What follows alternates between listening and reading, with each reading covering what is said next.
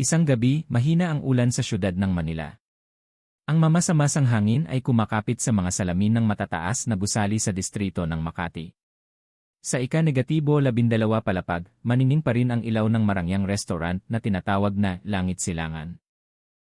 Ang mga chandelier na kristal ay nagbabato ng ginintuang kulay sa puting marmol na mga mesa. Katatapos lang umalis ng mga huling bisita, nag-iwan ng mahinang amoy ng inihaw na karne at alak sa hangin. Sa isang maliit na silid sa ibaba, isang binata na nagngangalang Cardo Dalisay ang nakayuko malapit sa pintuan ng basement. Siya ay isang seasonal worker na tagapaghugas ng pinggan at katulong sa kusina. Nanginginig pa rin ang kanyang mga kamay. Simula kaninang umaga, mayroon siyang kakaibang kutob. Sa bawat pagdaan niya sa malaking refrigerator sa dulo ng pasilyo ng basement, naaamoy niya ang isang kakaibang amoy. Hindi ito ang karaniwang amoy ng bulok na karne, kundi mas mabigat at nakakabutas sa ilong, parang kalawang na metal. Tinitigan ni Cardo ang pintuan ng refrigerator mula sa malayo. Malaki ito, gawa sa malamig na bakal, halos 2 metro ang taas. Sa harap nito ay may nakadikit na sticker ng health inspection na may bagong petsa. Lahat ay mukhang opisyal. Ngunit sa ilalim ng pintuan, nakita niya ang isang madilim na pulang linya na dahan-dahang tumutulo sa puting tile na sahig. Mabilis ang tibok ng kanyang puso. Gusto niyang tumawag ng kung sino, ngunit nag-aalangan. Ang head chef, si Chef Ramon, ay umakyat sa itaas 1 oras na ang nakalipas. Ang manager ng restaurant ay umuwi na ng mas maaga. Sa basement, ang natitira lang ay ang ingay ng refrigeration machine at ang patak ng tubig. Umaatras si Cardo ng ilang hakbang, lalong lumalamig ang hangin at lalong lumalakas ang amoy. Tinakpan niya ang kanyang ilong at nagpasya siyang lumabas sa likod na pasilyo ng restaurant. Doon ay may teleponong pampubliko na konektado sa security post ng syudad. Alas 10:17 ng gabi, isang duty officer sa Central Manila District Police ang nakatanggap ng emergency call. Nanginginig ang boses sa kabilang linya. Ako ay isang kitchen staff. Pakicheck po ang Langit Silangan Restaurant sa Makati. Ang refrigerator sa basement ay amoy bulok, parang bangkay. Pagkatapos sabihin yon, huminto ang boses ng binata. Narinig lamang ang mabilis na paghinga at pagkatapos ay naputol ang koneksyon. Si Lieutenant Reyes, na nag-check ng night report, ay lumingon sa telepono.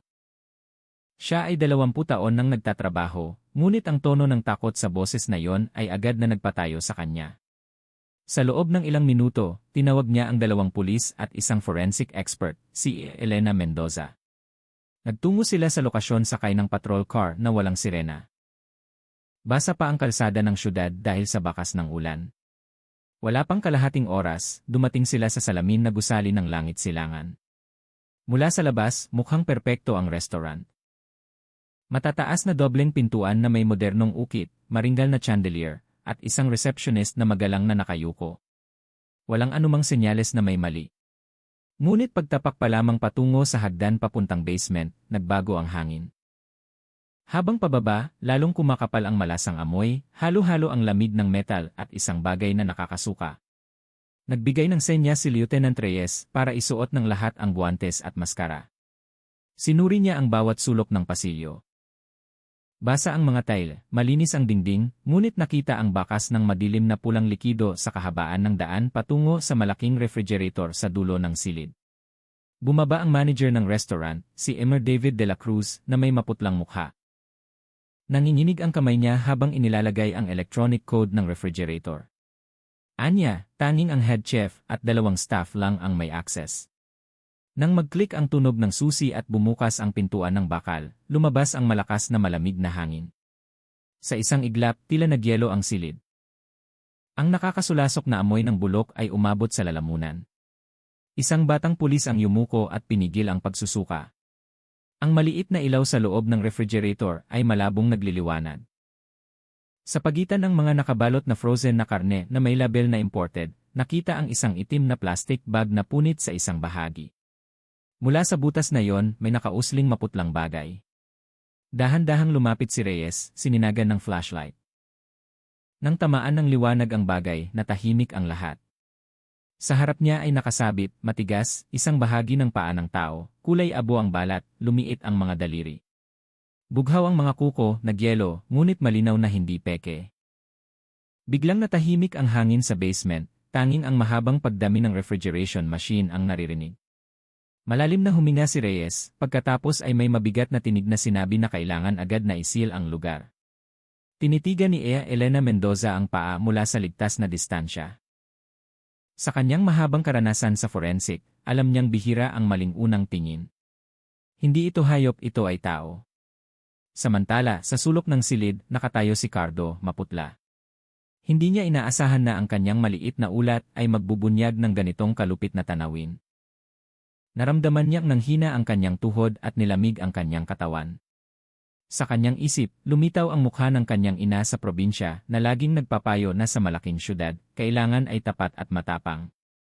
Ngunit sa gabing iyon, halos nawala ang kanyang tapang.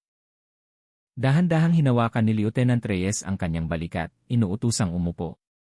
Anya, lahat ay imbestigahan. Hindi kailangang matakot. Tumango lang si Cardo nang walang imik. Mula sa ilalim ng pintuan ng refrigerator, patuloy na dahan-dahang tumutulo ang pulang likido. Bawat patak ay parang bilang ng oras patungo sa isang malaking lihim na nakatago sa likod ng karangyaan ng Langit Silangan Restaurant. Sa itaas, kumikinang pa rin ang mga chandelier na kristal. Ngunit sa ibaba, sa malamig at tahimik na silid, sa gabing iyon, ang Maynila ay nagtatago ng amoy ng kamatayan na wala pa ring pangalan. Hindi pa ganap na umaga nang lumibot ang police line sa pintuan ng basement ng Langit Silangan. Ang ilaw ng emergency lamp ay nagpakinang sa bakal na dingding na kulay pilak. Nakatayo si Lieutenant Reyes na tahimik na tinitingnan ang malaking refrigerator na kagabi ay nagpabago sa buong Marangyang restaurant sa isang crime scene. Patuloy pa rin ang mahinang ulan, nagdaragdag sa mamasa-masa at nakakasindak na lamig. Dumating na ng mas maaga si Ea Elena Mendoza na may dalang 2 laboratory technician. Naghanda sila ng mga salamin na lalagyan, kamera para sa dokumentasyon, at mga bag ng ebidensya. Nakabitin pa rin ang bulok na amoy sa hangin, halo-halo ng malamig na amoy ng bakal na nagpapahirap sa paghinga. Lahat ay nakasuot ng makakapal na maskara, ngunit mahirap pa ring pigilin ang pagduduwal. Nakatayo ang manager ng restaurant, si Emil David de la Cruz, sa sulok ng silid na magkasalikop ang mga kamay sa harap ng dibdib. Mukha siyang pagod, pula ang mga mata dahil sa kakulangan sa tulog. Tinitigan siya ni Reyes ng matagal bago magtanong, kailan huling binuksan ng staff ang refrigerator na ito. Mahinang sumagot si Emil David, anya, tanging ang head chef, si Chef Ramon, lang ang may ganap na access. Bihira siyang bumaba sa basement dahil lahat ng sangkap ay otomatikong nakaimbak gamit ang digital locking system. Isinulat ni Reyes ang bawat salita at pagkatapos ay nagbigay ng senya sa mga opisyal na kunan ng litrato ang bawat bahagi ng refrigerator. Mula sa ilalim, malinaw na nakikita ang bakas ng tuyong madilim na pulang patak sa pagitan ng mga tile. Sinuri ni Ea Elena ang likido at sinabing masyadong makapal ang kulay para maging dugo ng hayop. Nagpahid siya ng kaunti gamit ang bulak at inilagay sa isang maliit na tubo. Isa-isa nilang inilabas ang mga nakabalot na frozen na karne. Karamihan ay may label na imported na karne ng baka mula sa Australia. Ngunit sa pagitan ng tumpok, may isang kakaibang itim na plastic bag mas makapal ang panlabas na layer at walang label. Nang ilagay ang bag sa mesa, agad na kumalat ang malasang amoy. Gamit ang guwantes, dahan-dahang binuksan ni Ea Elena ang dulo nito. Sa loob, nakita ang paa ng tao na nakita nila kagabi, nagyelo na ngayon. Tinitigan niya ang ibabaw nito gamit ang flashlight, inobserbahan ang tekstura ng balat na maputla na at kumulubot. Pagkatapos ay may mahinang tinig, sinabi niya na ang bahaging iyon ay malinis na pinutol gamit ang matalas na kutsilyo. Masyadong malinis ang hiwa para sa isang aksidente sa kusina. Tinitigan ni Lieutenant Reyes ang mukha ng mga staff na nagtipon sa likod ng ligtas na linya. 6 sila kasama si Cardo. Lahat ay mukhang takot. Alam ni Reyes na ang takot na yon ay hindi lang dahil sa pagkadiri, kundi dahil din sa isang malaking lihim na marahil ay itinatago nila. Hiniling niya sa bawat isa na sumulat ng maikling ulat tungkol sa kanilang nalalaman. Sa kanila, tanging si Cardo lang ang naglakas loob na magsalita. Anya, 2 araw na ang nakalipas ay may narinig siyang parang tubig na tumutulo mula sa refrigerator. Ngunit walang naglakas loob na mag-check. Akala ng lahat ay baka tumulo ang refrigeration machine. Pagkatapos kagabi, lalong lumakas ang amoy hanggang sa nahilo siya. Kaya tinawagan niya ang pulisya. Tumango si Reyes. Tinitigan niya si Cardo ng matagal, nakita ang katapatan sa mukha ng binata. Sa kanyang puso, naawa siya.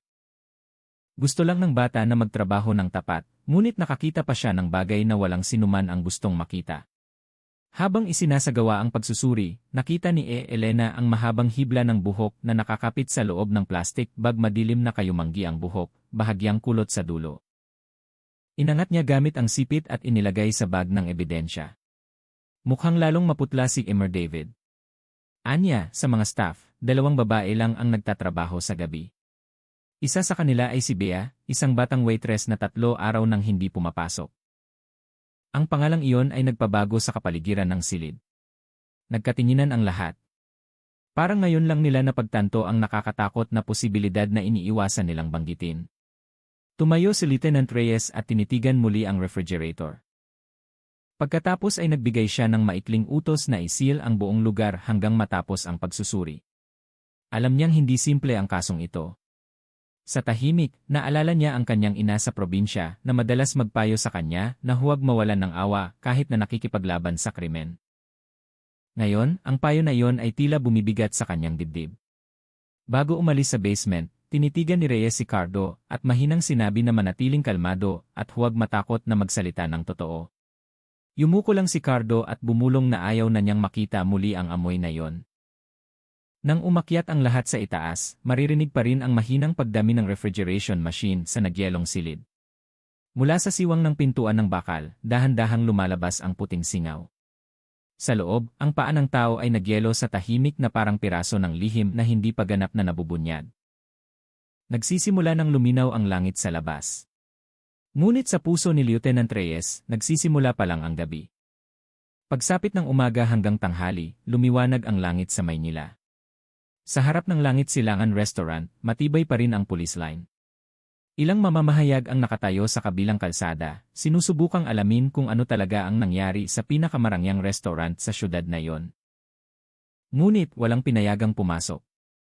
Sa ilalim, nakaupo pa rin si Lieutenant Reyes sa metal na upuan. Isinusulat ang resulta ng paunang pagsusuri, nakatambak na ang mga papel ng ulat sa maliit na mesa. Bawat pangungusap ay naglalaman ng mga tanong na hindi pa nasasagot.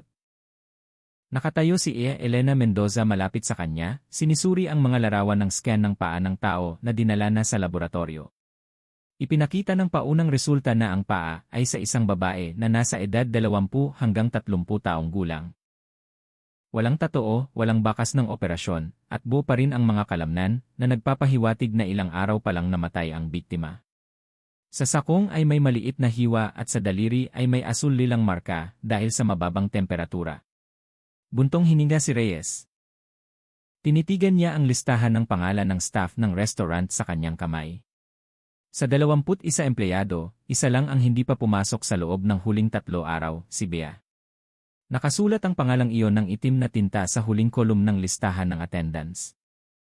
Tinitigan ni Reyes ang maliit na larawan na kinuha mula sa identification files. Isang batang babae na nakasuot ng simpleng bandana, may malambot na mukha at mahinahon na mga mata. Nagmula siya sa Laguna, 11 buwan pa lang nagtatrabaho sa Langit Silangan. Nakatira siya sa isang simpleng boarding house sa likod ng Makati Public Market. Ang kanyang buwanang sweldo ay madalas ipadala sa probinsya para sa gasto sa pagpapagamot ng kanyang ina na may sakit. Naramdaman ni Reyes na bahagyang nanginginig ang kanyang dibdib. Marami na siyang nakitang kaso ng kamatayan, ngunit ang mukha ng batang babae na iyon ay nagdulot ng kakaibang awa. Naalala niya ang kanyang ina na marahil ay naghihintay ng balita sa probinsya nang hindi alam na hindi na babalik ang kanyang anak. Nakaupo si Cardo Dalisay hindi kalayuan. Nanginginig pa rin ang kanyang mga kamay, ngunit ngayon ay mas kalmado ang kanyang mga mata. Katatapos lang siyang hinga ng nakasulat na pahayag. Lumapit si Reyes at umupo sa harap niya. "Kilala mo si Bea?" tanong ni Reyes sa mahinahon na tono. Tumango si Cardo. "Anya, mabait si Bea, laging tumutulong sa paghugas ng pinggan kung maraming trabaho. Minsan nagdadala ng sobrang balot ng kanin at ibinabahagi sa mga kaibigan. Ngunit nitong huli ay madalas siyang mukhang balisa." 2 gabi bago siya nawala, sinabi niya kay Cardo na may naamoy siyang kakaiba mula sa refrigerator at nagdududa siya na may itinatago doon. Matatalim ang tingin ni Reyes, ngunit kalmado pa rin ang tono ng kanyang boses. Sino ang huling kasama niya? Yumuko si Cardo ng matagal pagkatapos ay mahinang sumagot. Si Chef Ramon lang po. Madalas silang mag-shift sa gabi ng magkasama. Minsan tumutulong si Bea sa paglilinis ng mga kagamitan sa paghiwa ng karne kung tahimik ang restaurant. Muling lumitaw ang pangalang iyon. Si Ramon de la Cruz. Isang 42 taong gulang na lalaki, kilala bilang disiplinado at napakamaalaga sa kalinisan ng kusina. Sa kanyang employment file, nakasulat na nagtrabaho siya sa isang 5-star hotel sa Boracay at Manila. Maganda ang kanyang reputasyon, ngunit bihira siyang makipagsosyal. Tinitigan ni Reyes ang Digital Access Report mula sa sistema ng pintuan ng basement.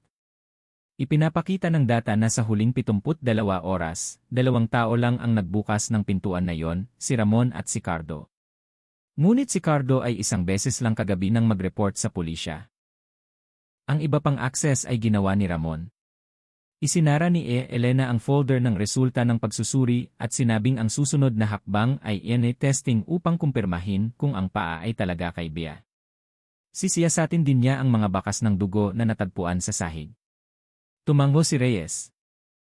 Pagsapit ng hapon, 2 opisyal ang dumating na may dalang balita na nasuri na ang silid sa boarding house ni Bea. Nakasalansan pa rin ng maayos ang mga damit sa aparador, nakahiga ang cellphone sa mesa na patay. At sa drawer ay nakita ang isang maliit na notebook na may huling pahina na nakasulat sa nanginginig na sulat kamay. Ang tala ay binubuo lamang ng isang pangungusap. Sabi niya tuturuan niya ako kung paano lutuin ang beef in red wine sauce, ngunit nagbago ang tingin niya.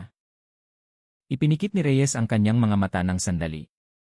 Ang simpleng pangungusap na iyon ay parang tahimik na sigaw mula sa isang taong alam na papalapit ang panganib. Sa hapong iyon din, tinawag si Chef Ramon sa istasyon ng pulisya ng distrito upang kunan ng pahayag. Dumating siya na nakasuot ng puting uniforme ng chef. Kalmado ang kanyang lakad, walang ekspresyon ang kanyang mukha. Nang umupo siya sa upuan ng interogasyon, sinabi lamang niya na lahat ito ay isang pagkakamali. Wala siyang nalalaman tungkol sa bahagi ng katawan sa refrigerator. Pinansin ni Reyes ang galaw ng kanyang mga mata, malamig at kalmado. Masyadong kalmado para sa isang taong kakabasa lang na ang pinagtatrabahuhan niya ay naging lokasyon ng pagkakakita ng bahagi ng katawan ng tao. Samantala, sa forensic lab, binuksan ni Elena ang resulta ng rapid test ng sample ng buhok na natagpuan sa plastic bag. Ang identification code ay nagpakita ng mataas na pagtutugma sa buhok na kinuha mula sa sipilyo ni Bea sa boarding house. Natahimik ang lahat sa silid. Wala nang kailangan pang sabihin. Dumilim na. Sa labas, umalingaw ang tunog ng adhan ng magrib mula sa malayo. Nakatayo si Lieutenant Reyes sa harap ng bintana ng opisina, tinitingnan ang lumalabo na kulay kahel na langit. Alam niyang nagsisimula pa lang ang investigasyon, ngunit mabigat na ang kanyang puso. Sa kanyang isip, isa lang ang pangungusap. Sa syudad na puno ng liwanag na ito, mayroon pa ring madilim na lugar na lumulunok sa mga kaluluwa ng mabubuting tao nang walang ingay. Bumaba ang gabi ng mabilis sa Maynila. Mahinang ulan ang bumasa sa bakuran ng police station ng distrito. Ang puting ilaw mula sa interrogation room ay sumasalamin sa mga baha, bumubuo ng mahabang anino sa sementong sahig. Dahan-dahang lumakad si Lieutenant Reyes patungo sa silid na iyon, dala ang makapal na folder na naglalaman ng paunang resulta ng pagsusuri. Sa likod ng one-way mirror, nakita si Chef Ramon na nakaupo ng tahimik, magkasalikop ang mga kamay sa harap ng dibdib, nakayuko ang tingin. Malinis pa rin ang kanyang puting uniforme ng chef, may kaunting mansa lang sa dulo ng manggas. Sa mesa ay may isang tasa ng mainit na tsaa na hindi pa nagagalaw. Tumayo si Reyes ng sandali sa harap ng salamin, inoobserbahan ang figura. Mula sa labas, mukhang kalmado at edukado si Ramon. Siya ay 42 taong gulang, maayos ang buhok, matalas ang itim na mata ngunit walang laman. May isang bagay sa kanyang mukha na mahirap ipaliwanag, parang isang taong matagal nang nakatingin sa mundo nang walang pakiramdam. Dahan-dahang pumasok si Reyes. Mahinang uminit ang pintuan ng bakal. Inilagay niya ang folder sa mesa at umupo sa tapat ni Ramon. Tahimik ang kapaligiran, tanging ang tunog ng ulan sa labas at ang tiktak ng orasan sa dingding ang naririnig. Sr. de la Cruz, salamat sa pagdating, kalmadong sabi ni Reyes. Gusto lang naming marinig ang kwento ninyo tungkol sa mga nangyari sa restaurant sa nakaraang 2 gabi. Dahan-dahang itinaas ni Ramon ang kanyang ulo, walang emosyon ang kanyang boses, walang kaba. Karaniwan akong nag-check ng mga sangkap bawat gabi.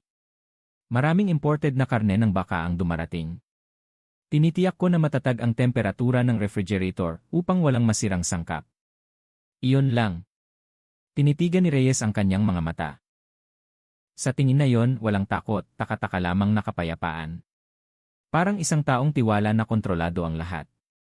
May tala na binuksan niyo ang refrigerator ng 2 oras ng madaling araw, na natili sa loob ng 8 minuto at 22 segundo. Ano ang ginagawa ninyo sa panahong iyon? Tumahimik si Ramon ng sandali. Inayos ko ang mga tray at sinuri ang temperatura. Minsan kailangan ayusin ng mano-mano ang kagamitan sa pagpapalamig. Responsibilidad ko iyon. Dahan-dahang tumango si Reyes. Alam niyang masyadong pangkalahatan ang sagot na iyon. Binuksan niya ang folder at ipinakita ang litrato ng forensic result. Isang litrato ng nagyelong paa ng tao na kinuha mula sa parehong refrigerator. Natagpuan ito sa lugar na sinabi ninyong kaka-check lang ninyo. May alam ba kayo tungkol dito? Hindi nagbago ang tingin ni Ramon. Yumuko siya ng sandali at pagkatapos ay sumagot sa mahinang tono. Hindi, wala akong alam. Lahat ng sangkap doon ay imported na karne ng baka. Wala nang iba pa. Sumandal si Reyes sa upuan, matalim pa rin ang kanyang tingin. Sa ilalim ng mesa, pinansin niya ang paggalaw ng kamay ni Ramon na mahinang nakakapit. Hindi balisa, kundi parang may pinipigilan. Pagkalipas ng ilang minuto, sinabi ni Reyes na binanggit ng ibang staff si Bea, ang batang waitress, na huling nakita kasama si Ramon 3 gabi na ang nakalipas sa kusina. Dahan-dahang tumingala si Ramon. Kalmado pa rin ang kanyang mukha. Anya, tinulungan siya ni Bea na maghanda ng mga sangkap ng pagkain ng gabing iyon. Wala nang iba pa. Pumasok si Elena sa silid na may dalang resulta ng laboratorio. Inilagay niya ang isang ulat sa mesa at sandaling tinitigan si Reyes. Ang resulta ng DNA test ng dugo sa sahig ng basement ay tugma sa dugo ni Bea. Hindi agad nagsalita si Reyes. Tinitigan niya ang ulat at pagkatapos ay dahan-dahang isinara. Nakaupo pa rin si Ramon nang walang reaksyon. Tila huminto ang kapaligiran sa interrogation room. Hindi ko kayo inaakusahan, sabi ni Reyes sa huli. Ngunit lahat ng ebidensya ay tumuturo sa lugar na kayo lang ang may access. Gusto ba ninyong may ipaliwanag? Tinaas ni Ramon ang kanyang ulo, ngumiti ng bahagya. Isang ngiti na nagpalamig sa hangin sa silid. Minsan ang nakikita sa labas ay hindi katulad ng nangyayari sa loob. May sariling lihim ang mundo ng kusina, Lieutenant. Hindi lahat ay makakaintindi nito. Matatalim ang tingin ni Reyes. Anong klaseng lihim? Hindi sumagot si Ramon. Yumuko siya muli na parang nag-enjoy sa mahabang katahimikan at pagkatapos ay mahinang nagsalita. Kalmado pa rin ang tono. Bawat lasa ay may sariling pinagmulan. Minsan ang pinakamagandang sangkap ay nagmumula sa lugar na hindi inaasahan. Ang mga salitang iyon ay nagpatahimik sa lahat sa silid. Tinitigan siya ni Reyes ng matagal, sinusubukang intindihin ang kahulugan sa likod ng kakaibang pangungusap na iyon. Alam niyang hindi ordinaryong tao ang lalaking nasa harap niya. Mayroong mapanganib sa kanyang isip, ngunit maayos na nakatago sa likod ng kalmadong mukha at disiplina sa trabaho. Pagkatapos ng interogasyon, dinala si Ramon sa temporary detention room. Kalmado pa rin ang kanyang lakad. Kahit nang ilagay ang magaan na posa sa kanyang mga kamay, sandali niyang tinitigan si Reyes bago isara ang pintuan. Malalim at walang laman ang tingin na iyon. Parang gustong iparating ang isang mensahe na hindi nasabi. Nakatayo si Reyes ng tahimik sa koridor, naririnig ang tunog ng bakal na pintuan na nakakandado. Sa kanyang kamay, mabigat ang ulat. Alam niyang ang investigasyon na ito ay nagsimula pa lang sa unang layer ng isang bagay na mas madilim pa. Nang lumabas siya sa silid, mahinang tinawag siya ni Elena. Sa sapatos ni Ramon kanina, nakita namin ang mansa na kulay rosa sa talampakan. Mukhang hindi ito sarsa o dugo ng hayop. Ipapadala ko para sa test. Tumango si Reyes. Sa kanyang mukha, wala ng gulat. Tinitigan lang niya ang langit sa labas ng bintana at bumulong sa kanyang sarili na ang ilang katotohanan ay isinilang mula sa kadiliman. Sa labas, tumigil ang ulan. Ang mga kalsada ay basa at sumasalamin sa ilaw ng mga ilaw. Ngunit sa puso ni Reyes, nananatili ang lamig mula sa interrogation room. Alam niyang ang susunod na gabi ay maaaring magdala ng sagot o kaya ay magbukas ng mas malalim na sugat. Umaga noon, mamasa-masa pa rin ang hangin sa Maynila matapos ang magdamag na ulan. Sa bakuran ng forensic office, nakadapo ang mga ibon sa bubong ng yero na tila walang pakialam na sa loob ng gusali ay binubuo ng mga opisyal ang mga piraso ng isang nakakatakot na misteryo. Nakatayo si Elena Mendoza sa cold storage room na nakasuot ng makapal na puting jacket at sterile na guwantes. Sa harap niya sa isang steel table ay nakahiga ang bahagi ng katawan ng tao na dahan-dahang pinatunaw ng magdamag. Ang ilaw ng neon lamp ay nagpapaputla sa nagyelong balat. Sa kanang bahagi ng mesa, dalawang forensic assistant ang nagsusulat ng bawat detalye na nakikita.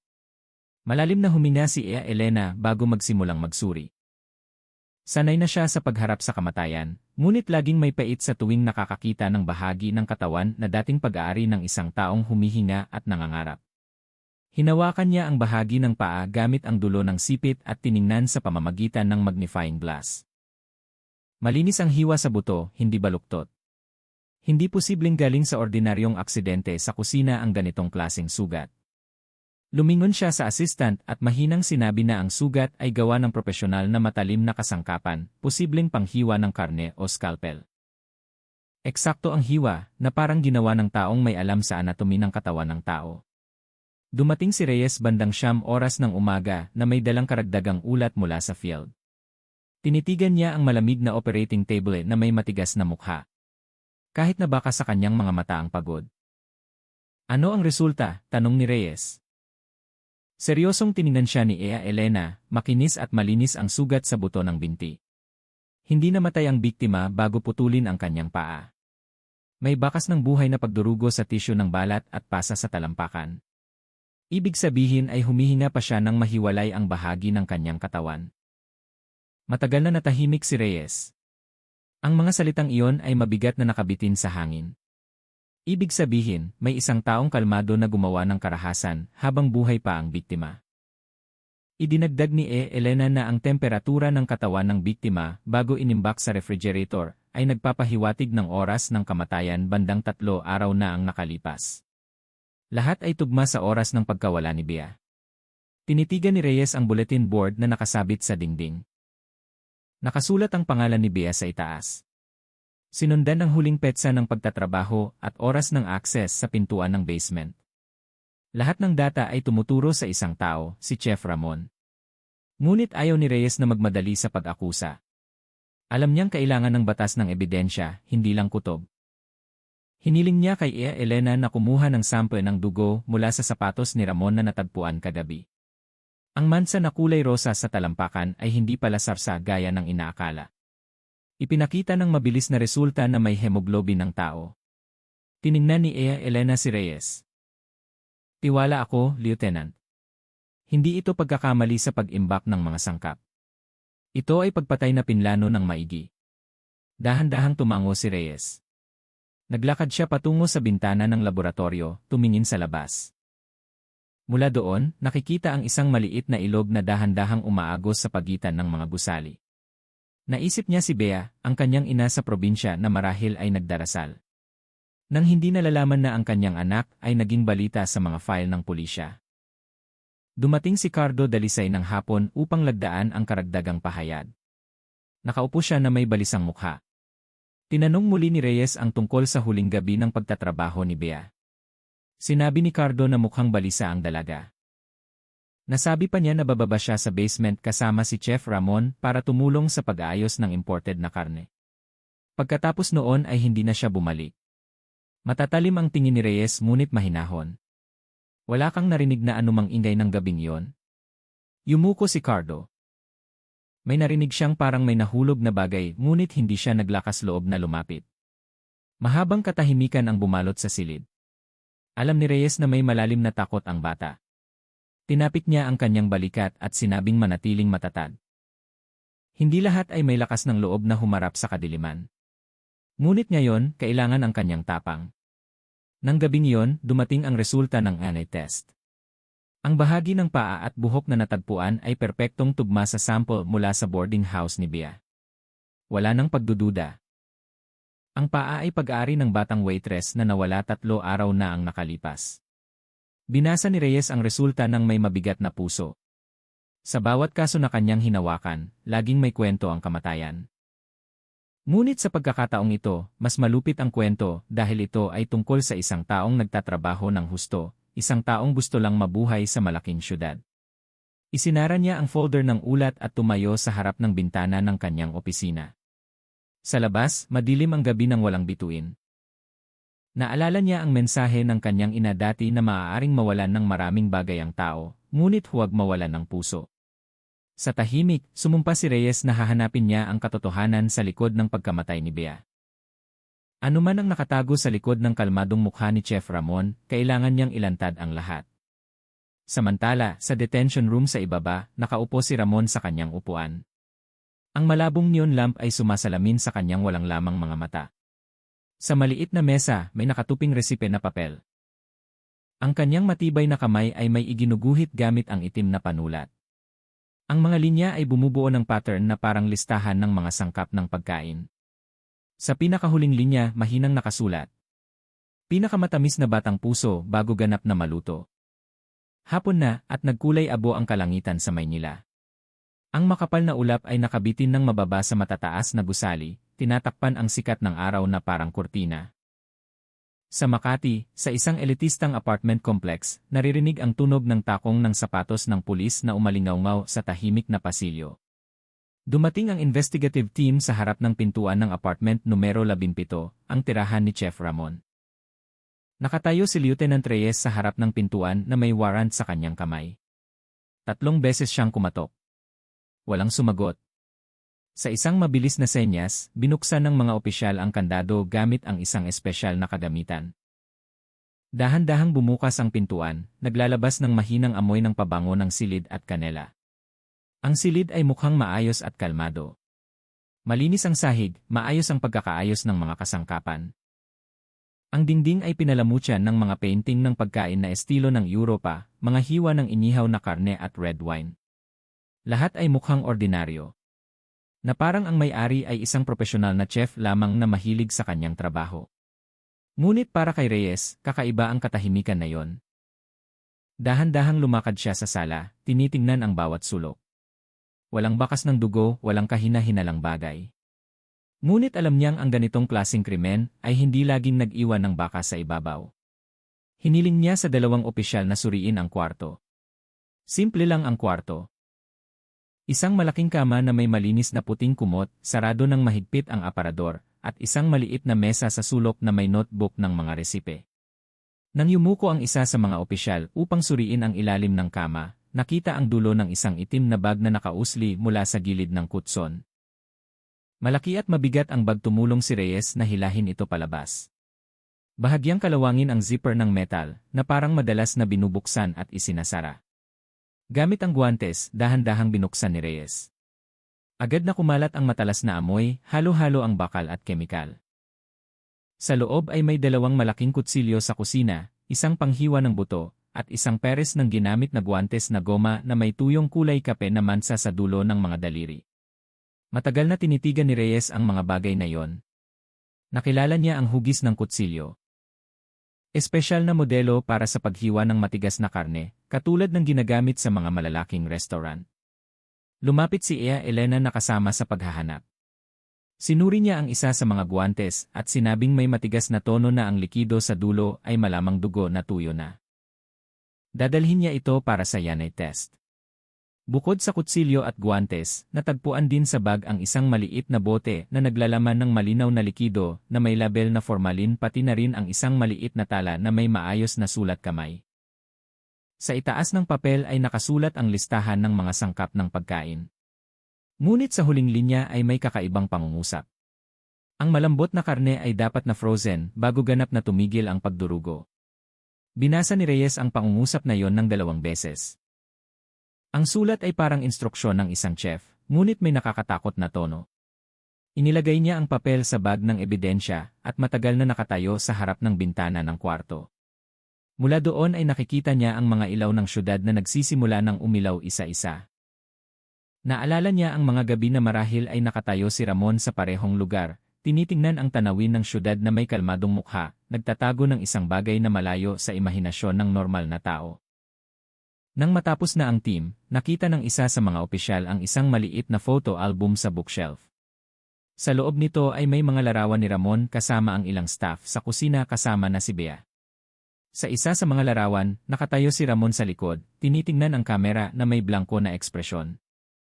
Ngunit ang mga matang iyon, kung titignan ng mas malalim, ay parang may itinatago na hindi maipaliwanag. Lahat ng ebidensya ay dinala sa police station. Dahan-dahang lumakad si Reyes sa koridor ng apartment, iniisip ang kahulugan ng mga natuklasan na iyon.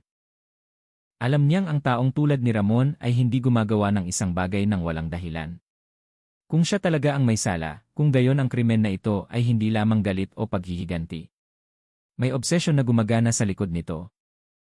Nang gabing iyon sa maliit na opisina, tinitigan ni Reyes ang larawan ni Bea sa mesa. Malambot na nakangiti ang mukha ng dalaga. Ipinikit niya ang kanyang mga mata, sinusubukang pigilin ang galit at awa na magkahalo. Dahan-dahang tumunog ang telepono sa kanyang mesa. Boses ni Ea Elena sa kabilang linya. Lumabas na ang paunang resulta, anya. Ang mansa sa guwantes ay tugma sa dugo ng biktima. Walang pagdududa.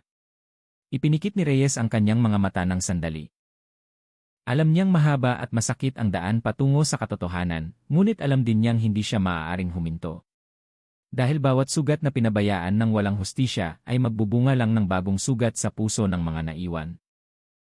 Bago isara ang file ng gabing iyon, isinulat ni Reyes ang isang pangungusap sa kanyang notebook. Bawat obsesyon na nawalan ng puso, maaga o huli ay magiging kasalanan. Mabigat at mahaba ang gabi sa police headquarters ng Maynila. Ang mamasamasang hangin ay pumasok mula sa bintana, nagdadala ng amoy ng ulan na nanatili. Sa gitna ng mesa, matataas ang tambak ng mga file ng pagsisiyasat. Sa itaas nito ay nakahiga ang resulta ng DNA test mula sa forensic laboratory ng syudad. Dahan-dahang binuksan ni Lieutenant Reyes ang puting sobre, na parang natatakot sa kung ano ang lalabas mula dito.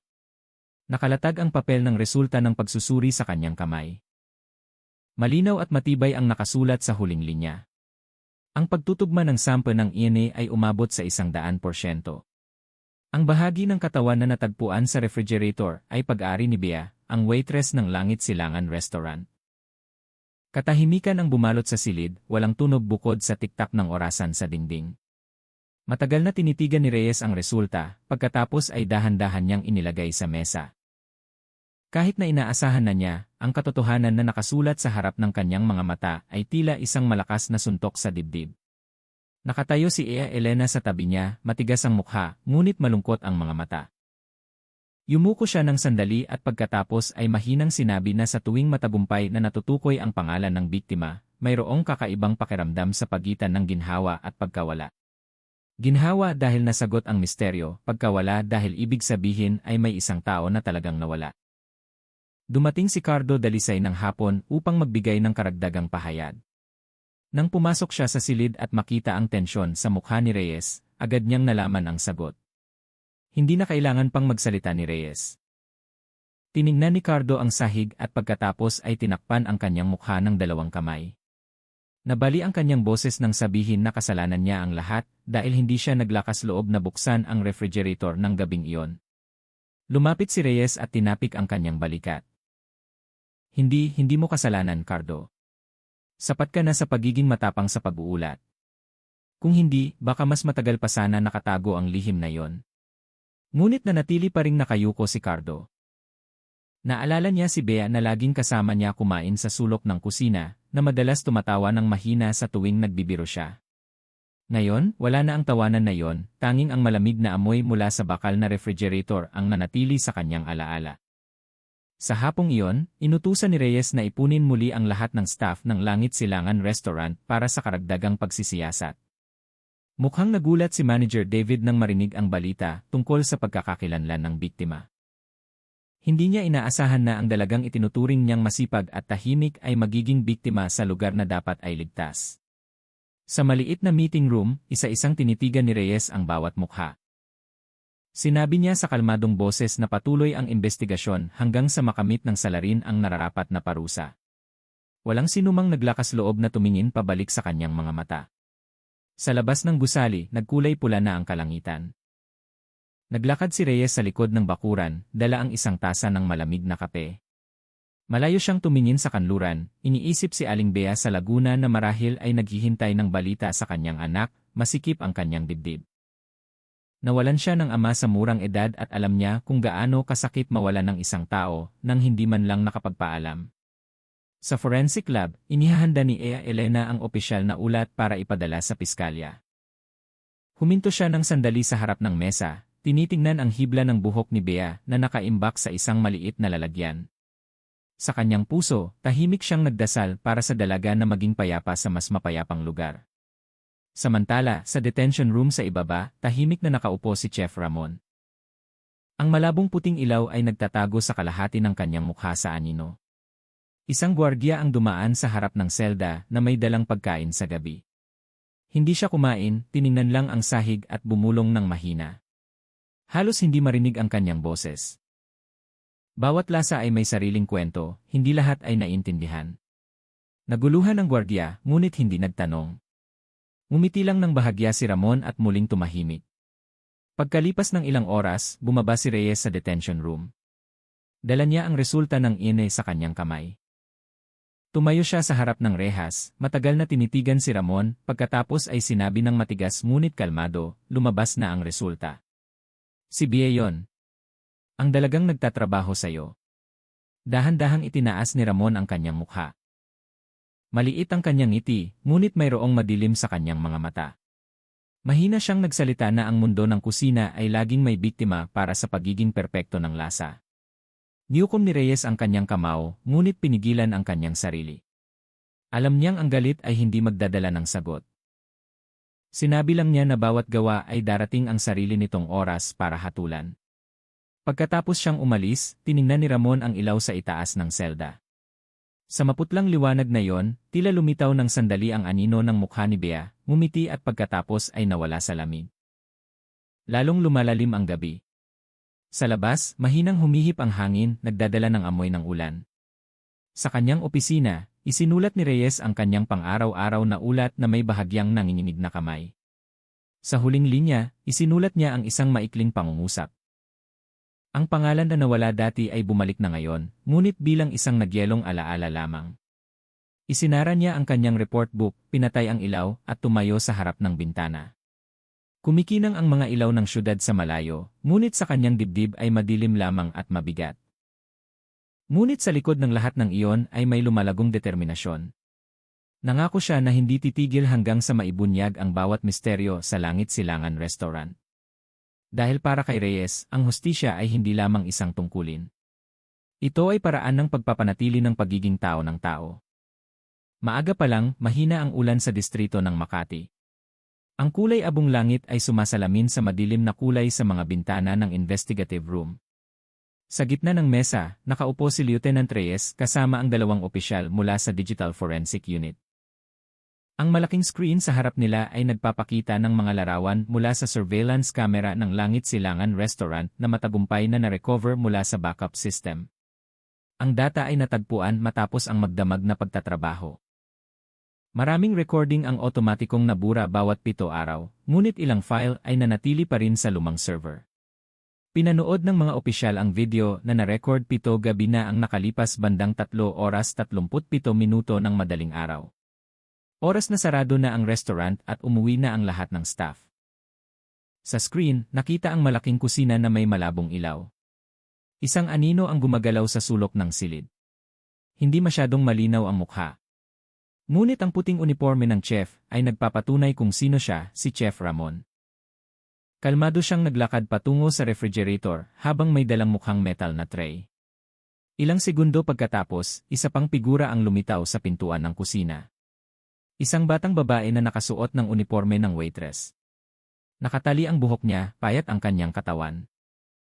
Kahit hindi malinaw ang mukha, ang hugis ng katawan at ang kanyang lakad ay katulad ni Bea. Nag-usat sila ng sandali. Mula sa galaw ng kamay, tila itinuturo ni Ramon ang refrigerator.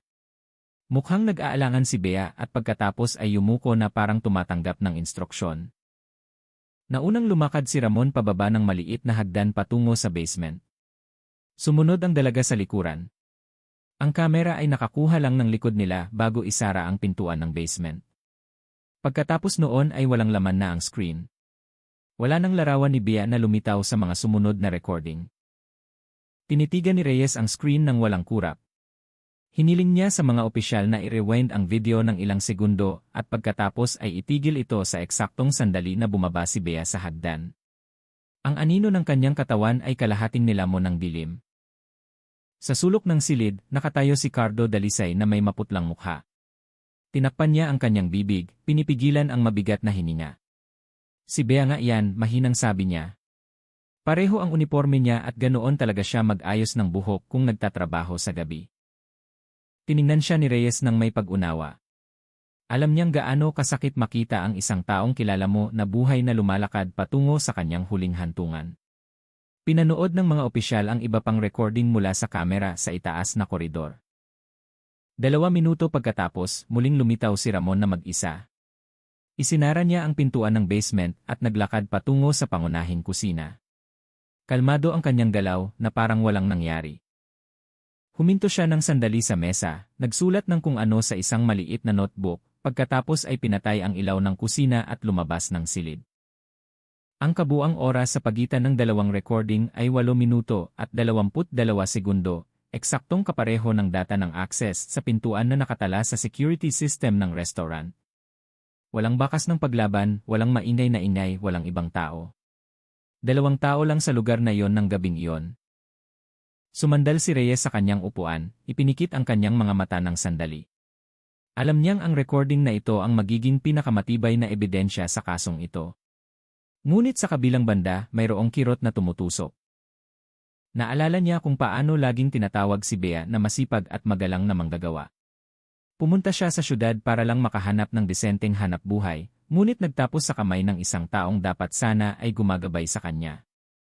Pumasok si Iya Elena na may dalang karagdagang resulta mula sa pagsusuri ng nagyelong tissue. Sinabi niya na bukod sa paa, may natagpo ang natitirang tissue na nakabalot sa plastik sa ilalim ng refrigerator. Pagkatapos ng pagtest, ang inin nito ay tugma rin kay Bea. Inakala niya na sinubukan ng salarin na itago ang bahagi ng katawan ng biktima sa pamamagitan ng paghihiwalay nito sa iba't ibang bagyumuko si Cardo na nakarinig ng ulat na yon. Basa ang kanyang mukha ng mga luhang pinigil. Ipinikit niya ang kanyang mga mata at bumulong na hindi nararapat kay Bea na mamatay ng ganoon. Tiningnan siya ni Reyes at mahinang sinabi na ang mabubuting tao ay madalas na hindi alam kung gaano kadilim ang mundo sa kanilang paligid. Ngunit ang kanilang tungkulin, ng mga buhay pa, ay tiyakin na hindi na maulit ang ganitong klaseng krimen. Sa hapong iyon, ang recording at ang forensic result ay opisyal na isinuko sa piskalya para sa karagdagang proseso ng pagkulong.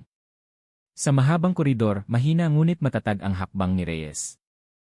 Ang bawat hakbang ay parang nagdadala ng bigat ng lahat ng kanyang nakita. Sa detention room, tinawag si Chef Ramon para ipaalam ang tungkol sa mga bagong resulta ng investigasyon. Nang ipinapanood ang recording sa harap niya, hindi siya nagpakita ng anumang reaksyon. Tanging ang kanyang mga mata lang ang dahan-dahang gumagalaw na nakatingin sa screen. Ikaw at si Bea yan, sabi ni Reyes nang hindi tinaasan ang boses. 8 minuto pagkatapos niyan nawala siya, at natagpuan namin ang kanyang katawan sa lugar na ikaw lang ang makakapasok. Matagal na natahimik si Ramon at pagkatapos ay tiningnan si Reyes na may maliit na ngiti na nagpalamig sa hangin sa silid. Akala mo ba lahat ng nasa mundo ay nabubuhay para patuloy na huminga? May nabubuhay para magbigay ng lasa. Matatalim ang tingin ni Reyes. Ngunit walang sinuman ang may karapatang kumuha ng buhay ng iba para lang sa lasa. Mahinang tumawa si Ramon, halos walang tono. Hindi mo naiintindihan ang mundo ng kusina, Lieutenant. Sa init at presyon, may maaaring magbago. Ang karne ay maaaring lumambot, ang tao ay maaaring maging sangkap. Tinitigan siya ni Reyes ng tahimik. Alam niyang hindi lang isang mamamatay tao ang kanyang kinakaharap, kundi isang taong ang isip ay lumampas na sa hangganan ng katinuan. Pagkatapos lumabas sa detention room, tumayo siya sa terasa ng opisina. Tumigil na ang ulan, ngunit mabigat pa rin ang langit. Malayo siyang tumingin sa syudad. Nagsisimula ng umilaw ang mga ilaw isa-isa. Sa kanyang puso, alam niyang hindi pa tapos ang kasong ito. Ang recording ay simula pa lang. May mas malaki pa sa likod ng kalmadong mukha ng isang chef na nag-uusap tungkol sa lasa sa maling paraan. At nang gabing iyon, sa unang pagkakataon, naramdaman ni Reyes na ang natagpuan nila sa Langit Silangan Restaurant ay ibabaw lang ng mas malalim na kadiliman. Bumuhos ang malakas na ulan sa syudad ng Maynila ng gabing iyon. Basa ang mga kalsada, madilim ang langit, at nilamig ang hangin na tumagos sa bawat bintana ng gusali. Sa ibabang palapag ng Langit Silangan Restaurant, muling binuksan ang police line para sa karagdagang pagsisiyasat. Dumating si Lieutenant Reyes kasama ang forensic team at mga kinatawan mula sa City Health Office. Lahat ay nakasuot ng kumpletong protective gear, nakatakip ang mukha ng makakapal na maskara. Mas tahimik ang kapaligiran sa basement kaysa karaniwan. Mahina pa ring humuhuni ang refrigeration machine, ngunit lalo lang nitong dinagdagan ang nakakatakot na pakiramdam. Ang hangin sa loob ng silid ay napakalamig kaya ang hininga ng bawat isa ay parang puting usok. Nakatayo si Reyes sa harap ng malaking refrigerator na wala ng laman mula sa mga nakaraang ebidensya. Inihahanda ni Elena Mendoza ang team para buksan ang lahat ng bahagi ng refrigerator. Gusto niyang tiyakin na walang natitirang sangkap o iba pang plastic bag na nakaligtaan sa unang pagsisiyasat. Nagsimulang ilabas ng mga opisyal ang lahat ng tray na naglalaman ng frozen na karne. Bawat bag ay isa-isang sinuri, tinimbang, at pagkatapos ay itinugma sa data ng pagpapadala mula sa distributor. Ang ilang tray ay mukhang mas magaan kaysa sa dapat. Napansin ni Reyes ang mga numero sa notebook. Bawat pakete ng imported na karne ay dapat na may timbang na 2.5 kilo, ngunit 5 sa mga ito ay mas magaan. Kinuha ni Elena ang isa sa mga pakete at maingat na sinuri. Sa loob ng transparent na plastic ay nakita ang 2 layer ng magkaibang bag. Ang panlabas na layer ay naglalaman ng mga hiwa ng karne na madilim na pula ang kulay, ngunit sa loob ay nakita ang isang bagay na hindi karaniwan. Mas maputla ang kulay ng karne sa loob at mas pinong ang hibla nito na parang hindi nagmula sa hayop. Gamit ang sipit, binuksan niya ang panloob na layer at inilagay ang mga hiwa sa metal na tray. Natahimik ang lahat sa silid. Hindi pareho ang ibabaw nito sa karne ng baka. May hugis ng malambot na tissue na mas manipis, halos kahawig ng laman ng tao. Tiningnan ni Elena si Reyes. Dahan-dahan siyang umiling na parang hindi makapaniwala. Ngunit bilang isang siyentista, nanatili siyang kalmado. Kinuha niya ang isang maliit na sample at inilagay sa test tube. Pagkalipas ng ilang minuto, ang resulta ng chemical reaction ay nagpakita ng kakaibang kulay na pula-lila. Yan ay ng tao. Agad na natahimik ang silid. Walang sinuman ang naglakas loob na magsalita. Ang tunog ng refrigeration machine ang tanging naririnig. Parang malamig na bulong na patuloy na nagpapaalala sa kanila na sa likod ng karangyaan ng 5-star restaurant na ito ay nakatago ang hindi maisip na kabuhulan. Matagal na tinitigan ni Reyes ang refrigerator. Sa kanyang isip, muling lumitaw ang mukha ni Chef Ramon na nakaupo ng kalmado sa detention room. Naalala niya ang kakaibang salita ng lalaki tungkol sa lasa at pagiging perpekto. Ngayon, lahat ay tila makatwiran sa isang nakakatakot na paraan. Sinuri ng iba pang opisyal ang susunod na 4 na pakete. Pareho ang resulta. Bawat pakete ay naglalaman ng halo ng karne ng baka at hiwa ng tissue ng tao. Lahat ay nakabalot ng maayos na parang ihahain sa mesa ng mga piling bisita. Si David de la Cruz, ang manager ng restaurant na sumasaksi sa pagsisiyasat, ay hindi makatayo. Tinakpan niya ang kanyang bibig, maputla ang kanyang mukha, anya sa nanginginig na boses na ang mga espesyal na menu na iyon ay niluluto lang ni Ramon, hindi maaaring galawin ng ibang staff. Sinuri ni Elena ang label ng pagpapadala sa bawat pakete. Lahat ng numero ng kargamento ay opisyal na nakatala, ngunit nang ikumpara sa data ng distributor, lumabas na 5 numero ang hindi kailanman nakatala sa sistema. Ibig sabihin, ang ilang sangkap ay dumaan sa iligal na paraan. Itinabi ni Reyes ang bawat natuklasan. Alam niyang ang kanilang kinakaharap ay hindi lang isang solong pagpatay, kundi isang mas komplikadong sistema. May isang taong gumamit ng kusina ng restaurant bilang taguan ng mga bakas at pagproseso ng krimen na parang ordinaryong trabaho. Habang lumalalim ang gabi, lalong lumalamig ang temperatura sa silid. Mukhang pagod ang ilang opisyal ngunit hindi sila huminto. Binuksan nila ang likod na bahagi ng refrigerator at nakita ang karagdagang metal na layer. Sa likod ng layer na iyon ay may maliit na silid kung saan nakatago ang dalawang itim na plastic bag, pareho silang nagyelo at matigas. Nang buksan, nakita ang mga hiwa ng puso, baga, at tissue ng kalamnan ng tao. Hindi na buo, ngunit sapat na malinaw para makilala ng medical team ang hugis nito. Lahat ay nakabalot ng vacuum na parang sangkap ng pagkain, nilagyan ng maliliit na label ng letra na may code na hindi pa maipaliwanag. Matagal na tinitigan ni Reyes ang tanawin ng walang imik. Alam niyang hindi sapat ang mga salita para ilarawan ang kabuhulan sa harap ng kanyang mga mata. Sa kanyang puso, galit siya, ngunit malungkot din, galit dahil kaya ng tao na maging ganoon kalupit. Malungkot dahil nangyari ito sa gitna ng isang abalang at modernong syudad. Sa lugar na pinupuntahan ng mga tao para maghanap ng lasa, hindi kamatayan. Isinara ni Elena ang refrigerator at sinabi na ang lahat ng bagay ay dadalhin sa Central Laboratory. Sisiyasatin din niya ang label ng code na iyon dahil malamang na may partikular na pattern sa likod nito. Nang makolekta ang lahat ng ebidensya at ilagay sa mga espesyal na lalagyan, nakatayo si Reyes sa gitna ng basement. Ang malabong puting ilaw ay nagpababa ng mahabang anino niya sa tile na sahig. Tinitigan niya ang silid, sinusubukang isipin kung paano nakatayo si Bea dito ng huling gabi niya. Marahil ay takot, marahil ay nagmamakaawa, ngunit walang nakarinig. Bago umalis sa silid, mahinang bumulong si Reyes. Isang boses na tanging siya lang ang nakarinig. Nangangako ako, Bea. Walang lihim ang hahayaan kong nagyelo dito magpakailanman. Sa araw na yon, nakabitin ang kulay abong ulap sa langit ng Maynila, na tila nagdaragdag ng bigat sa kapaligiran sa istasyon ng pulisya ng distrito. Nakaupo si Lieutenant Reyes sa archive room habang tinitingnan ang tambak ng mga file na kararating lamang mula sa Eastern Manila Mental Hospital. Sa malaking sobre na may opisyal na selyo ay nakasulat ang parehong pangalan na ngayon ay pumupuno sa kanyang isip sa loob ng ilang linggo. Chef Ramon de la Cruz. Dahan-dahang binuksan ni Reyes ang sobre. Sa loob ay may ilang pahina ng medical reports, mga tala ng psychological consultation, at isang lumang litrato.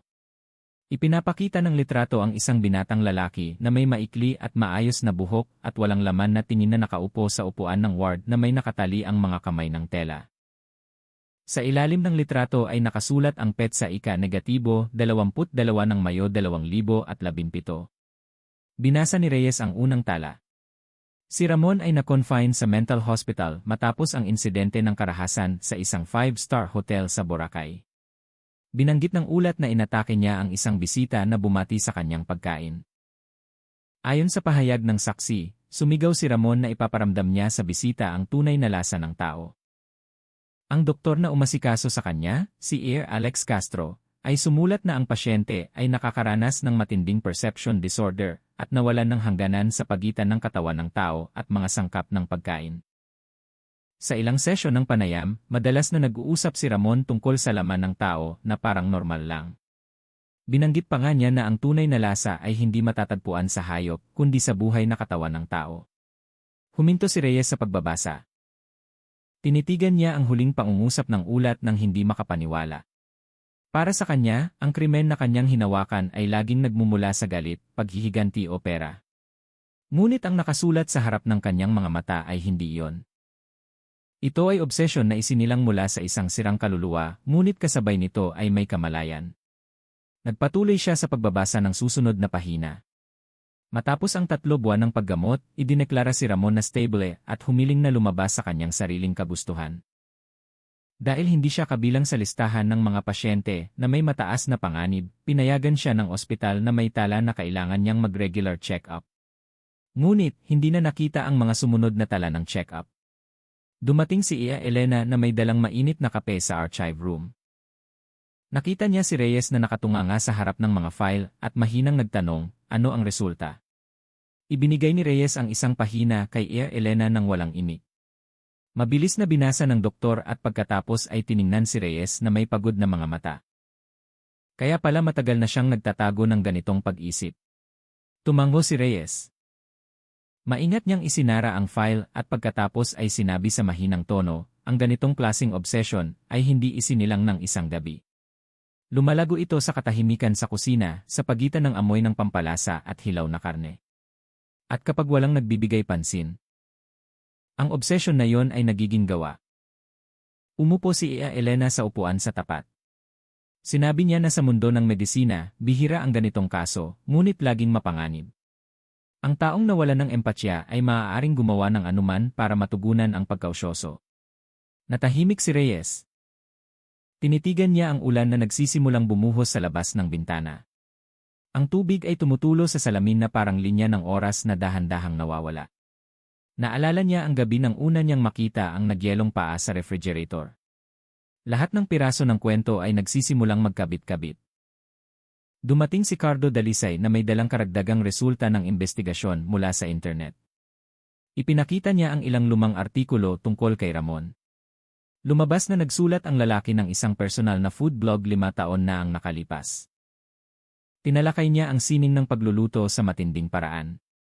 Sa isa sa kanyang mga isinulat niya ang pangungusap na ngayon ay nakakatakot pakinggan. Ang pinakadalisay na lasa ay isinilang lamang mula sa paghihirap ng sangkap mismo. Tiningnan ni Cardo si Reyes na may takot sa mukha. Ang mga salitang iyon ay ngayon ay parang pag-amin na isinulat matagal na bago nangyari ang krimen. Hinawakan ni Reyes ang kanyang ulo ng sandali.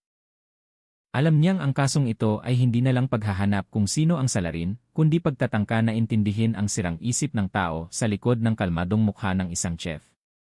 Sa hapong iyon, nagpasya siyang pumunta ng mag-isa sa ospital kung saan na-confine si Ramon dati. Ang lumang gusaling kulay krema ay nakatayo sa gilid ng syudad, napapalibutan ng malalaking puno at matataas na bakod na bakal. Ang mamasa-masang hangin ay nagdadala ng amoy ng basang dahon. Sa archive room ng ospital, isang matandang nurse ang magalang na sinalubong si Reyes.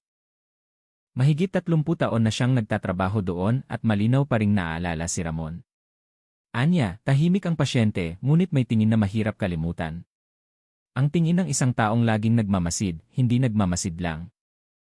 Ikinuwento din ng nurse na habang naka-confine, madalas na humihingi ng pahintulot si Ramon na tumulong sa kusina ng ospital. Mukha siyang masaya na maghiwa ng gulay at mag-ayos ng pagkain, ngunit minsan ay nahuli siyang nagtatago ng mga hiwa ng manok sa ilalim ng kanyang unan. Nang tanungin ang dahilan, sinabi lang niya na ang amoy ng sariwang karne ay nagpapakalma sa kanya. Nakinig si Reyes na nanginginig ang dibdib. Ang bawat piraso ng kwento ay nagdaragdag sa madilim na larawan sa kanyang isip. Nakikita niya ang pulang sinulid na nagdala kay Ramon mula sa kusina ng ospital hanggang sa kusina ng Langit Silangan Restaurant. Bago umuwi, binigyan siya ng nurse ng isa pang bagay. Isang maliit na tala na naiwan dati sa kwarto ng pasyente na si Ramon. Maayos pa rin ang sulat kamay, kupas na ang asul na tinta. Sa huling pahina ay may maikling pangungusap. Ang tunay na lasa ay hindi kailangan ng kapatawaran. Tanging katahimikan bago lutuin. Matagal na tinitigan ni Reyes ang pangungusap na iyon. Lalong lumakas ang ulan sa labas. Dahan-dahan niyang isinara ang libro at lumakad palabas ng ospital nang mabigat ang hakbang. Sa loob ng kotse, tiningnan niya ang langit na nagsisimula ng dumilim. Sa kanyang puso, alam niyang ang ganitong klaseng kadiliman ay hindi kayang burahin ng ilaw ng opisina o sirena ng pulis. May panig ng tao na napakalalim at kung pababayaan ng walang pagmamahal, maaari itong magbago sa isang bagay na hindi na nakakakilala ng takot. Nang gabing iyon, bago patayin ang ilaw ng kanyang opisina, sumulat si Reyes ng tala sa kanyang diary. Ang ilang tao ay nagluluto para mabuhay, ngunit may nagluluto para kontrolin ang buhay ng iba. At sa pagitan ng dalawa, napakarupok ng hangganan. Papalubog na ang araw nang muling buksan ang interrogation room. Ang malamig na hangin mula sa aircon ay hinaluan ng amoy ng mapait na kape na naiwan sa mesa. Ang puting ilaw na nakasabit sa kisam ay nagpapababa ng matatalas na anino sa mukha ni Chef Ramon na nakaupo sa kanyang upuan. Mukhang maluwag ang posa sa kanyang pulso, ngunit sapat para ipaalala na tapos na ang kanyang kalayaan. Nakaupo si Lieutenant Reyes sa kabilang dulo ng mesa, pagod ang kanyang mukha, pula ang kanyang mga mata dahil sa kakulangan sa tulog. Sa kanyang kamay ay may folder ng resulta ng pagsusuri at kopya ng medical report na kararating lang mula sa mental hospital. Binuksan niya ang isang pahina, matagal na tinitigan, at pagkatapos ay nagsalita sa kalmadong boses. Nabasa ko na ang iyong nakaraan, Ramon. Alam kong na-confine ka. Ngunit ngayon gusto kong malaman kung bakit mo ginawa ang lahat ng ito. Bakit si Bea? Bakit laman ng tao? Hindi agad sumagot si Ramon. Tiningnan niya ang puting dingding sa likod ni Reyes na parang may malayo siyang nakikita. Mahabang katahimikan ang bumalot sa silid, tanging ang tunog ng orasan ang naririnig. Pagkalipas ng ilang minuto, ngumiti siya ng bahagya. Nakakain ka na ba ng pagkain na talagang nakapagpapakalimot sa iyo ng oras, Lieutenant? Na nagpaparamdam sa iyo na lahat ng lasa sa mundo ay humihinto sa iyong dila. Hindi sumagot si Reyes. Tiningnan lang niya ito, binibigyan ng espasyo ang lalaki na magsalita. Nagpatuloy si Ramon sa mahina ngunit malinaw na boses. Hindi ko siya pinatay. Inilagay ko lang siya sa pangunahing menu para walang masayang. Kumunot ang noo ni Reyes. Ano ang ibig mong sabihin sa pangunahing menu? Mahinang tumawa si Ramon. Ang kanyang boses ay garalgal na parang bulong. Sa mundo ng kusina, Lieutenant, walang permanente. Ang karne ay maaaring mabulok, ang gulay ay maaaring malanta. Ang lasa ay maaaring mawala. Ngunit may isang sangkap na hindi kailanman nabigo na magbigay ng pagiging perpekto. Ang katawan ng tao. May lasa ito na hindi kayang tularan ng anumang hayop. Mainit, maalat, matamis at buhay. Binabago ko lang ang paraan ng pagtingin ng mundo sa pagkain. Ang mga salitang iyon ay umalingaw sa ulo ni Reyes. Tiningnan niya ang mukha ni Ramon na nanatiling kalmado. Walang bakas ng pagkakasala. Sinubukan niyang intindihin, ngunit ang naramdaman lang niya ay lamig sa kanyang likod. Nagpatuloy si Ramon. Si Bea ay hindi biktima. Siya ay bahagi ng recipe. Gusto ko lang gumawa ng isang bagay na hindi malilimutan ng mga nakatikim nito. Sa bawat kagat ay may tunay na buhay, hindi katulad ng karne ng baka o manok na namamatay ng walang kabuluhan. Nagpigil ng hininga si Reyes. Alam niyang hindi na lang basta-basta kriminal ang kinakaharap niya. Nawalan na siya ng sariling pagkatao. Alam mo ba na ang ginawa mo ay pagpatay? Tanong ni Reyes. Sa huli, kinuha mo ang buhay ng isang tao. Tiningnan siya ni Ramon nang walang laman ang mata. Ang pagpatay ay salita na nilikha ng mga takot na harapin ang tunay na lasa. Hindi ako takot. Nagluluto lang ako gamit ang pinakamagandang sangkap na ibinigay ng mundo. Malalim na huminga si Reyes. Alam niyang hindi siya makakakuha ng pagsisisi mula sa lalaking nasa harap niya. Ngunit may isang bagay siyang gustong intindihin. Mahina siyang nagtanong, paano ka nagsimulang mag-isip ng ganito? Yumuko si Ramon ng sandali. Ang kanyang boses ay mas mahina, halos parang batang nagkukwento. Mula pagkabata, nakatira ako sa lola ko sa probinsya. Mahilig magluto ang lola. Sa tuwing kinakatay ang manok, nakikita ko ang kanyang mga mata na lumalabo, ngunit sa mukha ng lola ay may ngiti. Anya. Hindi masasayang ang karne na yan dahil nagbibigay ito ng buhay sa tao. Pinag-isipan ko yun ng matagal. Hanggang isang araw, napagtanto ko na ang tao ay maaari ring magbigay ng parehong bagay sa ibang tao. Ang takot lang ang pumipigil sa kanila na umamin. Ipinikit ni Reyes ang kanyang mga mata ng sandali. Alam niyang nahulog na ang isip ni Ramon sa bangin na hindi na kayang abutin ng lohika. Muli niyang binuksan ang kanyang mga mata at sinabi, mahina ngunit matalas, maaari kang magsalita tungkol sa lasa, ngunit alam mo ba ang takot, ang pagkawala? Ang kalungkutan ng pamilya ng biktima, iyon ang tunay na lasa, Ramon. Hindi ang lasa na hinahanap mo sa iyong kaldero sa kusina. Matagal na tinitigan ni Ramon. Dahan-dahang nawala ang kanyang ngiti. Sa unang pagkakataon, mukhang nag-aalangan siya, ngunit pagkatapos ay mahinang tumawa, yumuko at sinabing matagal na niyang itinapon ang takot. Ang mundo ng walang takot ay mundo na puno ng lasa. Tumayo si Reyes, hindi na niya kayang makinig pa. Isinara niya ang file sa kanyang kamay at lumakad patungo sa pintuan. Bago lumabas, sandali siyang lumingon at sinabi ng matigas, ang tunay na lasa ay hindi nagmumula sa karne o dugo, Ramon, kundi sa puso na kayang manginig pa. Kapag nakikita ang iba na naghihirap, nawawalan ka ng lasa na yon at dahil dito, nawawalan ka ng pagkatao. Dahan-dahang sumara ang pintuan. Malakas na narinig ang tunog ng metal na kandado. Muling umupo si Ramon, tinitingnan ang isang tasa ng tubig sa harap niya. Mahina siyang bumulong, halos parang dasal. Walang permanente sa mundong ito, Lieutenant. Ngunit ang lasa ay mananatili sa alaala ng mga nakatikim nito. Sa koridor, huminto si Reyes ng sandali. Sumandal siya sa dingding, tinitingnan ang langit sa gabi mula sa maliit na bintana. Ang mga ilaw ng syudad ay kumikislap sa malayo sa ibaba at nagsisimula na namang bumuhos ang ulan. Sa kanyang puso, alam niyang ang kadiliman na kanyang kinakaharap ay hindi lamang krimen, kundi isang sakit sa kaluluwa na dahan-dahang nagpapalago sa konsensya ng tao. Isinulat niya ang isang pangungusap sa kanyang notebook bago umuwi ng gabing iyon. Ang ilang tao ay nagluluto para mabuhay, ngunit may nagluluto para burahin ang buhay mismo. At mula sa parehong mga kamay ay maaaring lumabas ang pagkain o kamatayan. Maaga pa lang, madilim ang ulap na bumalot sa syudad ng Maynila. Hindi pa natutuyo ang ulan kagabi at ang hangin sa paligid ng Langit Silangan Restaurant ay may amoy pa rin ng malamig na metal. Mas maaga ang dating ng technical team ng pulisya kaysa karaniwan. Dala nila ang echo sounder at thermal camera. Alinsunod sa kahilingan ni Lieutenant Reyes na nagdududa na mayroong nakatago sa likod ng dingding ng malaking refrigerator. Naghihintay na si Ea Elena Mendoza sa basement kasama ang dalawang forensic officer. Tensed ang kanyang mukha. Alam niyang ang pagsisiyasat na ito ay maaaring magbunyag ng isang bagay na mas madilim pa kaysa sa natagpuan na nila. Nakatayo si Reyes sa gitna ng silid, matagal na tinitingnan ang malaking refrigerator.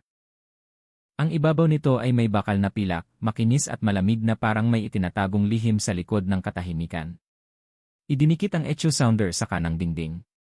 Sinusubaybayan ng operator ang maliit na screen. Pagkalipas ng ilang segundo, nagpakita ang waveline ng anomaly. Iba ang kapal ng dingding sa gitnang bahagi. Ibig sabihin, mayroong walang laman na espasyo sa likod nito. Nagbigay ng senya si Reyes. Kinuha ng dalawang opisyal ang metal cutter. Malakas na uminit ang makina, binasag ang katahimikan ng silid. Kumalat ang maliliit na spark ng apoy. Napuno ang hangin ng amoy ng nasunog na metal. Nang bumitaw ang huling piraso ng bakal, dahan-dahang gumalaw ang malaking dingding at bumukas na parang lihim na pintuan. Lumabas ang malamig at mamasa-masang hangin. Tumagos ang ilaw ng flashlight sa dilim sa loob, nagbunyag ng isang maliit na silid na humigit kumulang 3 metro ang lapad. Lahat ng naroroon ay nagpigil ng hininga. Sa loob ng silid na iyon ay may mahabang steel table, isang malaking metal na palanggana na naglalaman ng nagyelong dugo, at ilang itim na plastic bag na nakasalansan sa sulok. Maingat na lumakad si Ea Elena. Binuksan niya ang isa sa mga bag gamit ang sipit. Sa puting ilaw ng flashlight, nakita ang hiwa ng braso ng tao, na buo pa rin, kumpleto sa kuko at pinong buhok sa balat. Ang isa pang bag ay naglalaman ng hiwa ng baga, atay, at tissue ng kalamnan ng tao. Lahat ay nilagyan ng label na may maayos na sulat kamay. Nakatayo si Reyes ng matigas. Naramdaman niyang kumalat ang lamig mula sa dulo ng kanyang paa hanggang sa kanyang ulo. Lahat ng katahimikan na bumabalot sa kasong ito ay gumuho na ngayon. Alam niyang hindi lang ito isang solong pagpatay. Ito ang lugar kung saan nawala ng konsensya ang isang tao at ginawang bahagi ng kanyang trabaho ang kamatayan. Nakita ng ibang opisyal ang isang malaking glass jar sa bakal na istante. Sa loob nito ay may malinaw na likido at isang bagay na dahan-dahang lumulutang dito. Nang itutok ang flashlight ng mas malapit, umatras ang lahat ng isang hakbang. Ang laman nito ay gulugod ng tao na buong inimbak sa protective fluid. Isang batang opisyal ang kailangan lumabas ng silid dahil sa pagduduwal, halo-halo ang amoy ng bakal, dugo, at kemikal. Mabilis na sinuri ni Ea Elena at tinantya na mayroong bahagi ng katawan mula sa 3 magkaibang tao. Hindi tugma ang iyan sa isa't isa. Ibig sabihin, ginawa na ito ni Ramon ng higit sa 1 beses. Hindi si Bea ang unang biktima. Tinitigan ni Reyes ang maliit na bulletin board na nakadikit sa dingding ng lihim na silid. Maayos ang sulat kamay sa itaas, maayos na may mga code ng numero at maikling salita.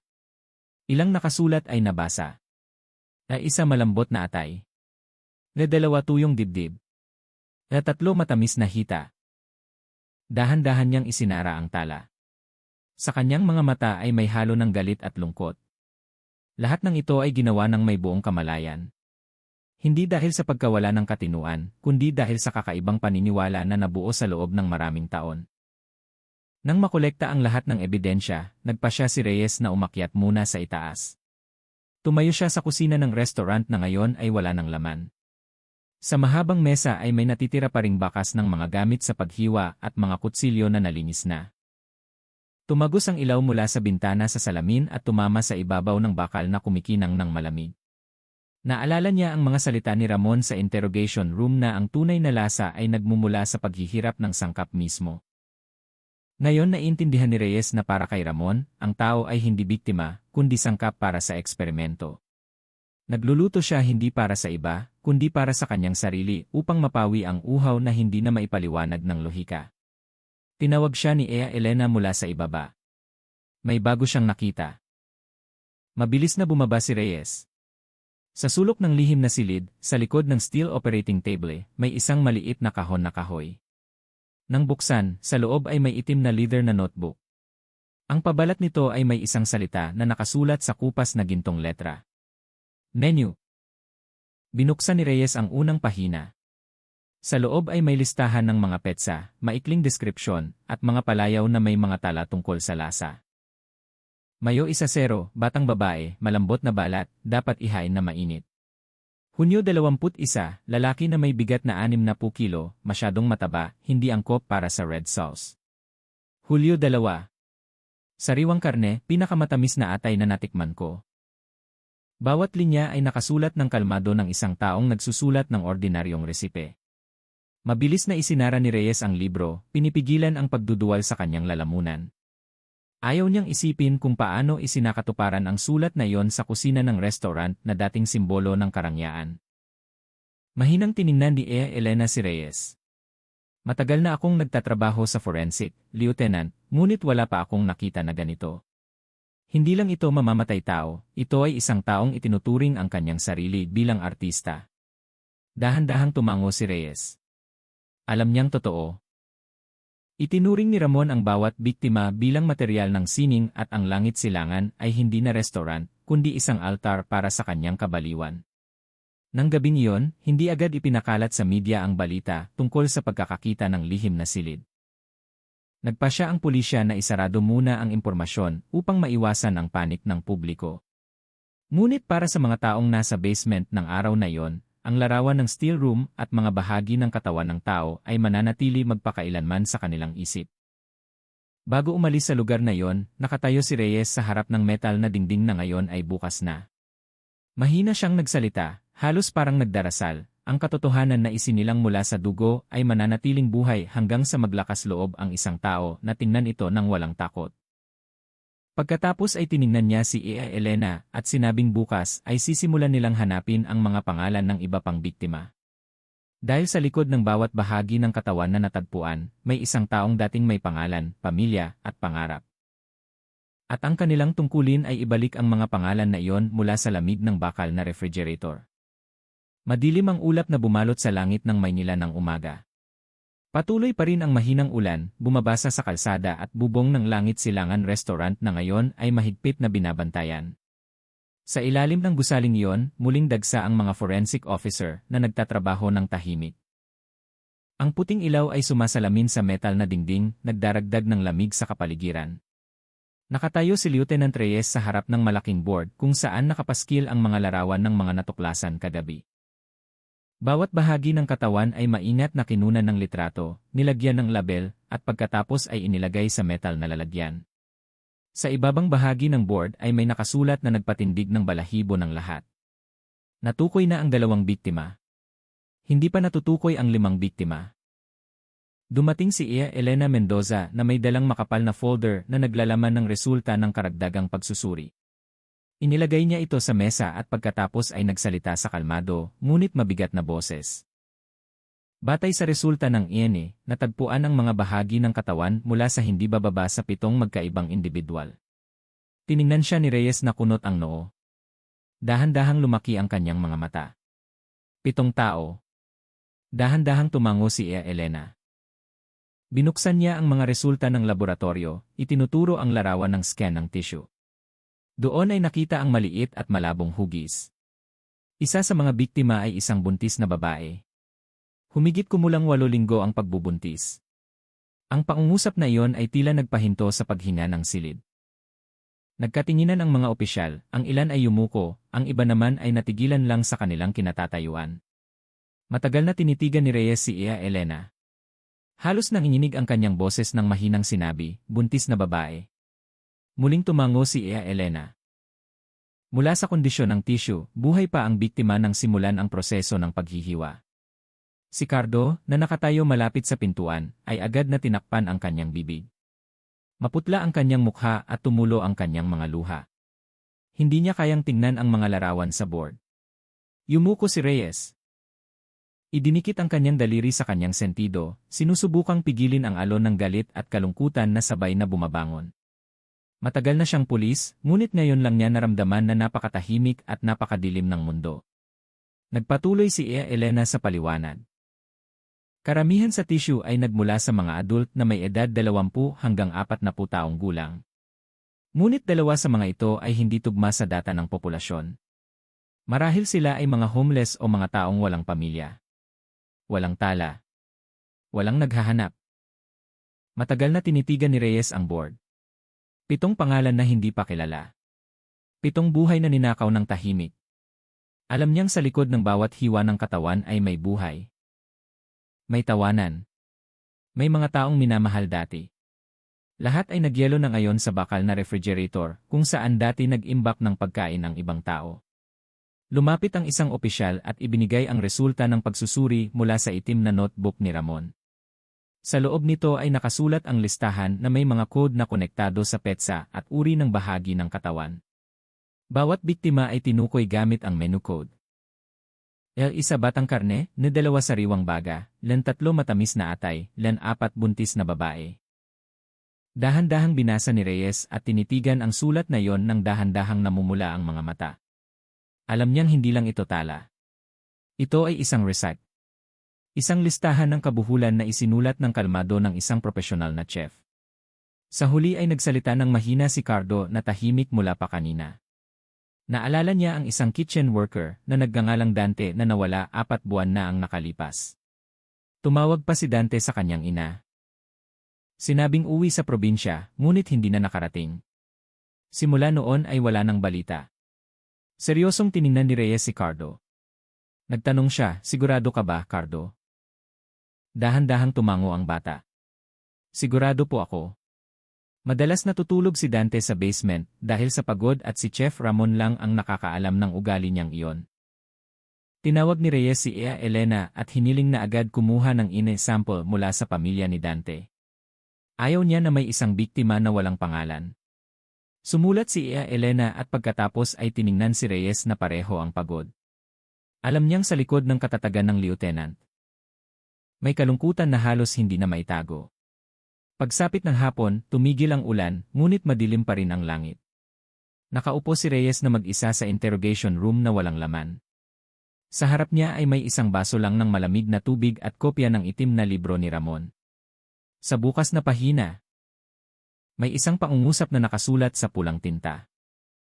Ang buntis na babae ay nagbibigay ng amoy ng buhay sa gitna ng kamatayan. Mahigpit na niyukom ni Reyes ang kanyang kamao hanggang sa nanginginig ang libro. Tinitigan niya ang malaking salamin sa harap niya. Na parang ang anino ni Ramon ay nakaupo sa kabilang panig at nakangiti.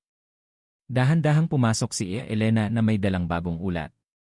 Iminungkahi niya kay Reyes na magpahinga dahil ipagpapatuloy ang pagsisiyasat ng gabing ito. Umiling lang si Reyes at sinabi sa mahina ngunit matibay na boses.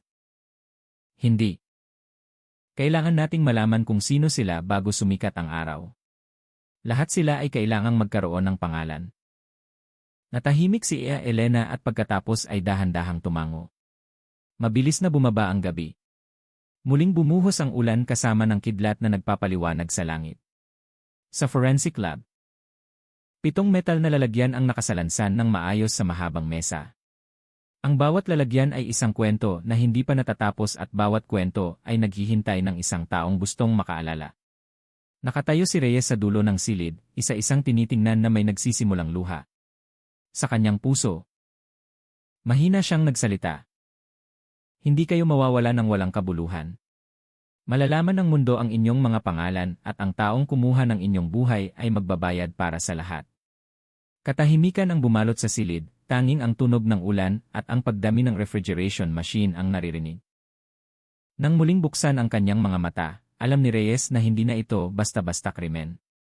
Ito ay giyera sa pagitan ng konsensya at kadiliman na isinilang mula sa tao mismo. At sa giyerang iyon, nangako siya na hindi siya uurong. Mabigat ang hangin sa police station ng Maynila. Ang ulan kagabi ay tumutulo pa rin mula sa bubong, nag-iwan ng amoy ng basang lupa na hinaluan ng amoy ng papel at kape mula sa investigative room. Nakaupo si Lieutenant Reyes sa kanyang desk, tinitingnan ang malaking board na may mga larawan ng mga biktima na maayos nang nakakabit. Ang bawat mukha sa board ay tila tumitingin pabalik sa kanya, humihingi ng sagot. Habang isinusulat niya ang kanyang umaga na ulat, mahinang kumatok ang pintuan. Pumasok ang isang batang opisyal na may dalang tala.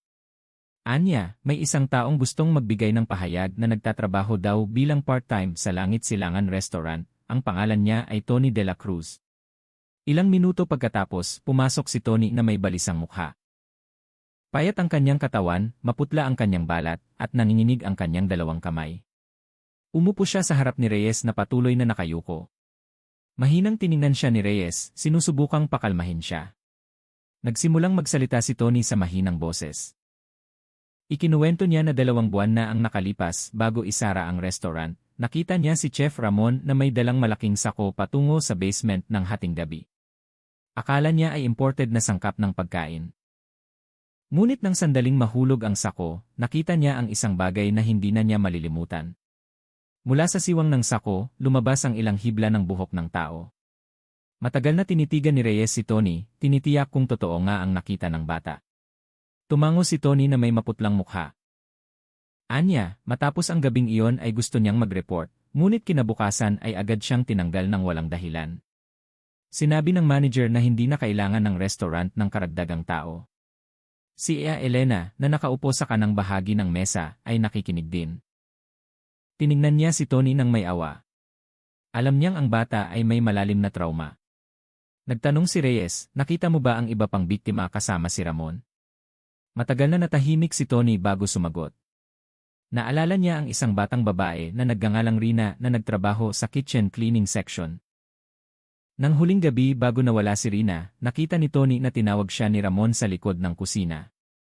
Pagkatapos noon, wala nang nakakita kay Rina. Ang pahayag na iyon ay nagpadagdag ng bigat sa kapaligiran ng investigative room. Inutusan ni Reyes ang digital team na muling buksan ang data ng attendance ng staff at ang tala ng access sa pintuan ng kusina ng gabing binanggit ni Tony. Nakakagulat ang resulta. Ipinakita ng system logs na ginamit ang access card ni Rina ng 2 oras 11 minuto ng madaling araw, ngunit hindi na muling nabuksan ang pintuan. Ibig sabihin, pumasok nga si Rina sa kusina, ngunit hindi na lumabas. Matagal na tinitigan ni Reyes ang computer screen. Naalala niya ang mga huling hakbang ng babae sa tahimik na koridor, ang tunog ng kanyang maliliit na sapatos, at ang anino ng bakal na pintuan na sumasara sa likuran niya. Samantala, sa detention room sa ibaba, kalmado pa rin si Chef Ramon gaya ng dati. Nang dumating ang mga opisyal para tawagin siya sa karagdagang interrogation room, ngumiti lang siya, walang gulat, walang pagsisisi.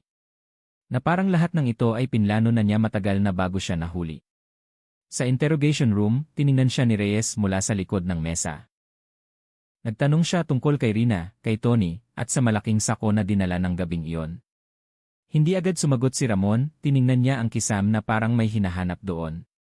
Pagkatapos ay sinabi niya sa walang emosyon na boses na bawat sangkap ay may sariling oras para maluto.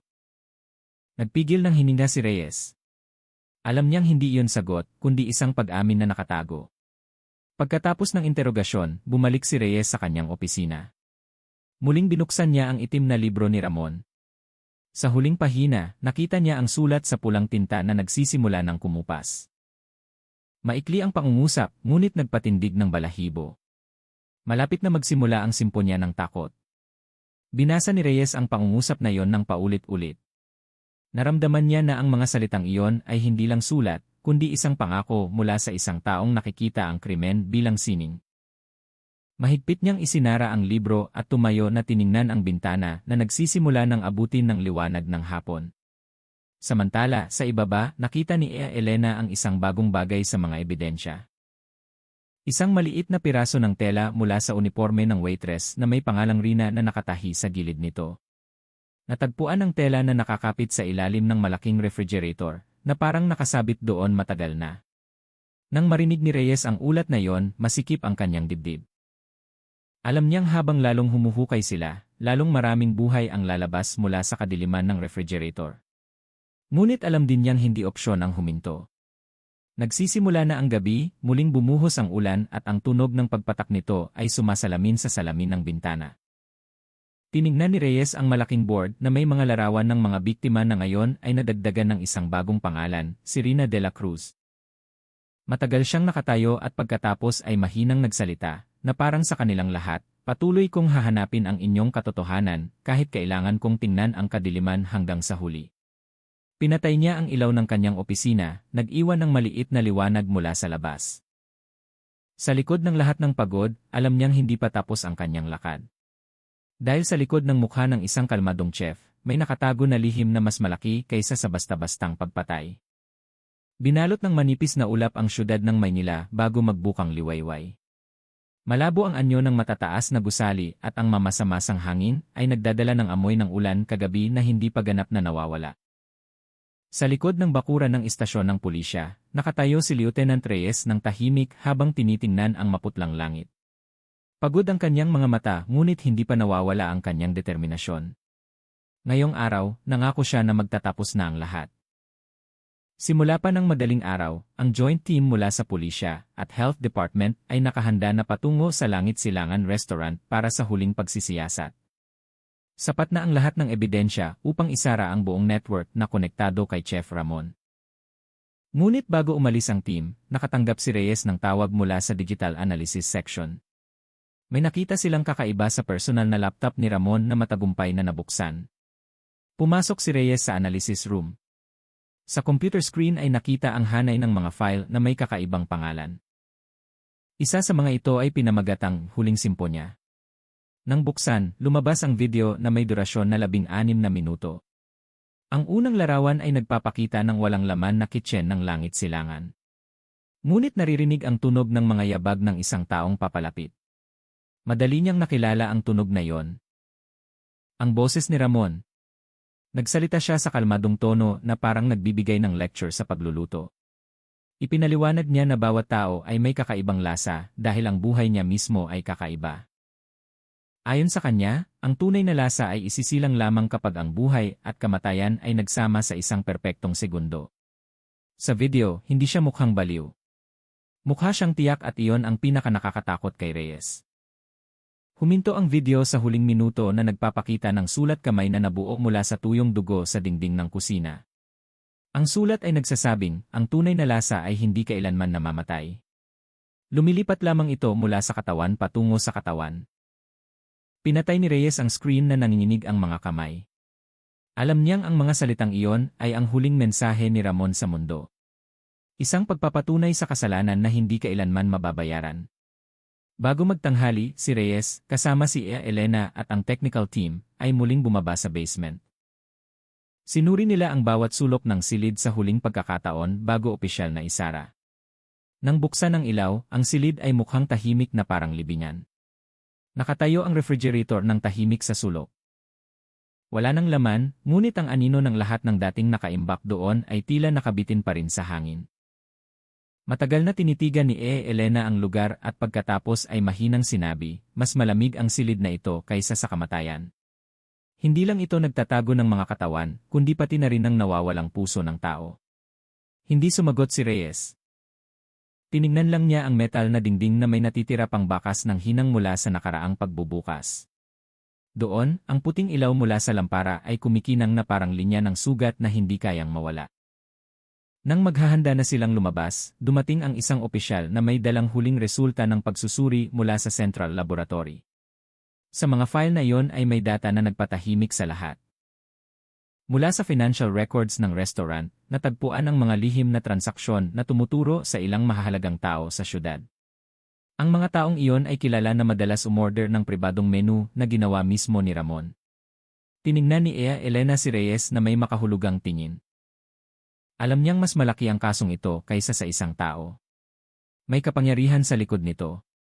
May network na matagal nang nagtatago sa likod ng mga maimpluwensyang pangalan.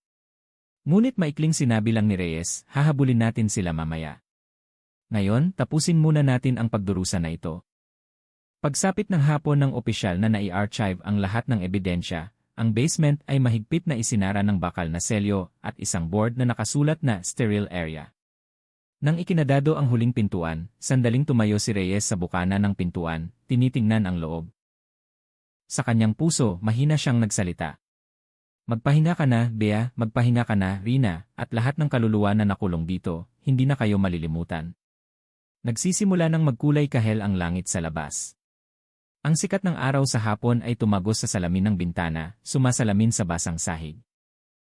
Patuloy na gumagalaw ang mundo sa labas, patuloy ang pagmamaneho ng mga sasakyan, patuloy na kumakain at tumatawa ang mga tao. Na parang walang trahedyang nangyari sa lugar na ito. Ngunit sa puso ni Reyes, lahat ay nararamdaman pa rin. Nang gabing iyon matapos isumite ang huling ulat, umuwi si Reyes. Umupo siya sa kanyang maliit na veranda, tinitingnan ang mga ilaw ng kalye na kumikislap sa malayo. Binuksan niya ang notebook na laging dala niya simula pa ng simula ng kasong ito, at pagkatapos ay dahan-dahang nagsulat, ang krimen ay maaaring isilang saan man. Kahit sa lugar na itinuturing na pinakamaganda. Lumalago ito ng tahimik sa puso ng tao na nawalan ng pagmamahal. Kapag nawala ang pag-ibig, nawawalan din ng direksyon ang lasa. Isinara niya ang kanyang libro at tiningnan ang langit sa gabi. Mahinang bumuhos muli ang ulan, nagdadala ng amoy ng lupa na nakapagpapakalma. Sa unang pagkakataon sa loob ng ilang linggo, naramdaman niya ang kaunting kapayapaan. Alam niyang hindi mawawala ang sugat sa kanyang puso. Ngunit sa ngayon, alam na niya kung bakit niya piniling maging pulis. Gusto niyang tiyakin na walang tao ang hahayaang nagyelo ng walang pangalan, ng walang dasal. Kinabukasan, inilabas ang opisyal na balita. Ang Langit Silangan Restaurant ay permanenteng isinara at si Chef Ramon de la Cruz ay idineklara na nagkasala sa serial murder. Ngunit, nawala ang ilang data ng transaksyon mula sa sistema na nagpapahiwatig na mayroon pa ring mga maimpluwensyang tao na sumusubok na takpan ang katotohanan. Tiningnan ni Reyes ang telebisyon ng walang imik. Alam niyang hindi pa tapos ang laban na ito, ngunit sa ngayon ay tinupad na niya ang kanyang pangako sa mga biktima. Sa huli ng balita, itinutok ng kamera ang kahoy na board sa harap ng walang laman na gusali. Sa itaas nito ay may nakasulat na maliit na mensahe na sulat kamay ng mga residente. Walang lasa ang katumbas ng buhay ng tao. Bahagyang ngumiti si Reyes.